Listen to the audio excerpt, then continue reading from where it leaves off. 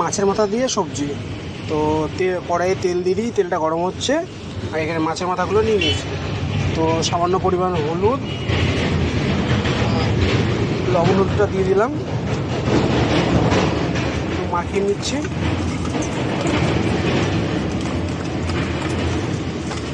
তেলটা গরম হয়ে এসছে, মাছের মাথাগুলো ছেড়ে দেবো।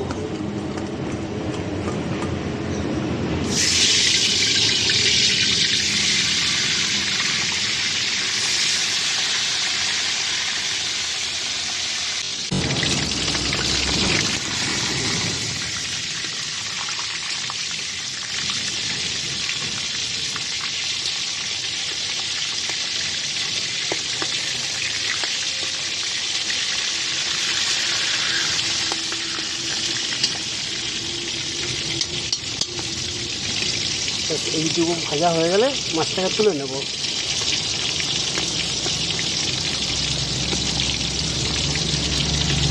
মাছের মাথাটা হয়ে গেছে, এবার এটাকে তুলে নেব।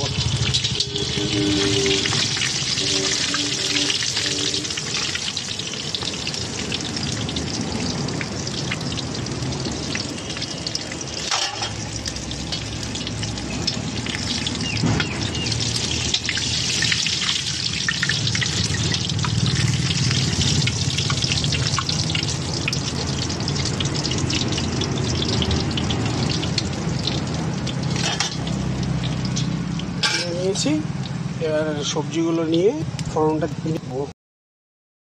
পাঁচ ফোড়ন দিয়ে দিলাম। এবার দেবো আলু, কারণ যেহেতু আলুটাকে একটু ভালো করে ভাজতে হবে আগে, নাহলে আলু শক্ত হয়ে থেকে যায়। তাই আলুটাকে ছেড়ে দিলাম।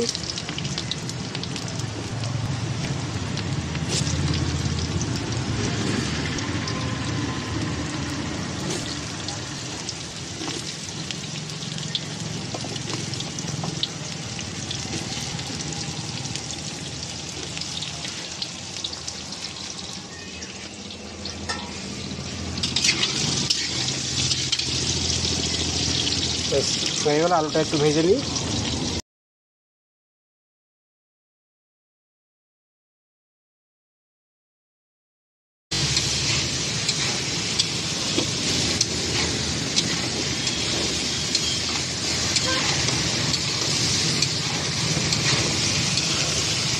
আলুটা ভাজা ভাজা হচ্ছে, আর একটু ভাজা হয়ে গেলে এতে সব সবজিগুলো দেবো।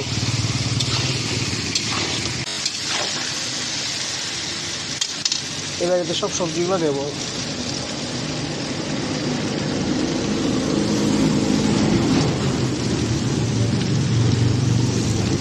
এই সবজিগুলো কিছুক্ষণ হালকা ভাজা ভাজা টাইপের করে নেব, দিয়ে মশলাগুলো একটা একটা করে রাখবো।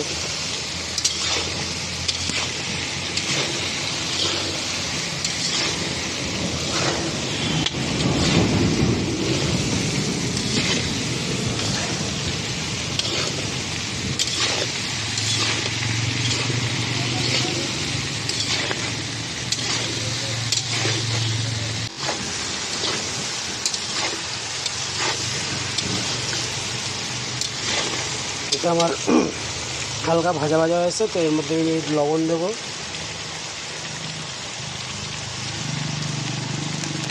একটু জিরের গুঁড়ো দিলাম, লঙ্কার গুঁড়ো,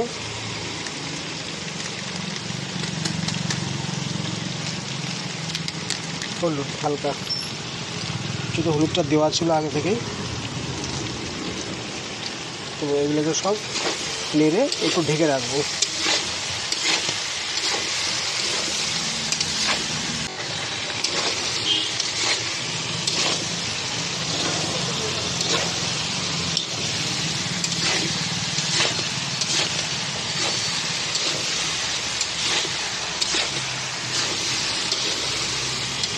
এই তেলের মধ্যে জিনিসটা কষা হবে ও সেদ্ধ হবে, তার জন্য আমি হালকা এবার ঢেকে দেবো জিনিসটাকে। স্টিমটাকে একটু লো করে দেবো।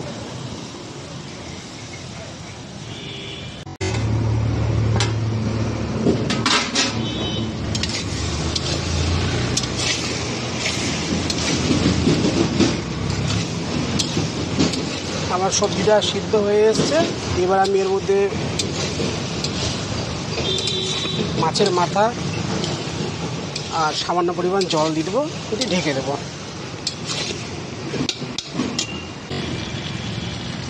মাছের মাথাগুলোকে একে একে দিয়ে দিচ্ছি।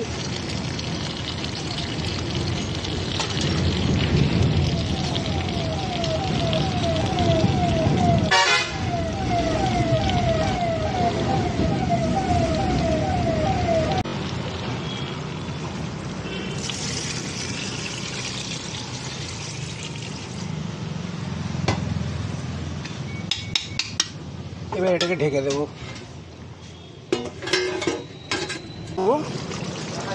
দেখুন কত সুন্দর কালার চলে এসছে। এবার এটা একটু নেড়ে দেবো।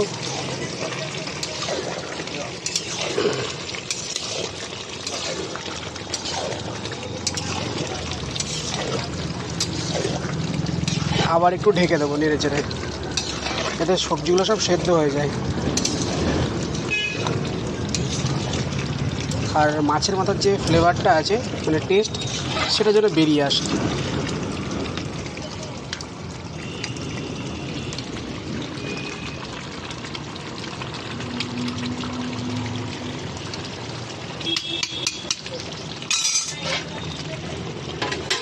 গ্যাসের ফ্লেমটাকে একটু স্লো করে দেবো।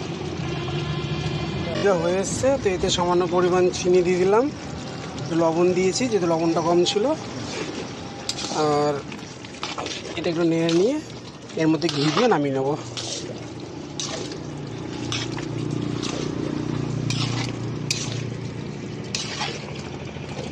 বাস, এটা আমার হয়ে গেছে। এটাকে নামিয়ে দেবো। এবার নামিয়ে এর মধ্যে ঘি দিয়ে দেবো।